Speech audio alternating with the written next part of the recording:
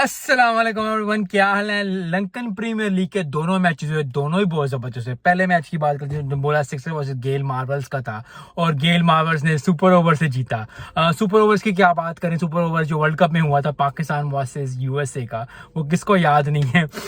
हम तो बेचारे आउट ही हो गए थे उससे। हारिस रऊफ बेचारे ने पकड़ लिया था कि क्या हो गया। तो सुपर ओवर हमेशा एक्साइटिंग होता है, सुपर ओवर हमेशा ही जो है ज़बरदस्त होता है।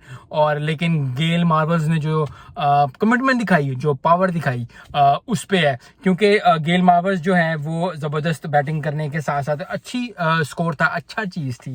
उन्होंने पहले इनिंग्स की 148 फॉर 9 किया। उसके बाद जो है दमोला सिक्सर्स ने जो है वो 148 फॉर 9 किया। मैच सुपर ओवर में गया। नबी आखिरी ओवर का ड्रामा हमेशा ही इंपॉर्टेंट होता है और बड़ा एक्साइटिंग हो जाता है। नबी रन आउट हुए, मोहम्मद नबी, अफगानिस्तान के प्लेयर।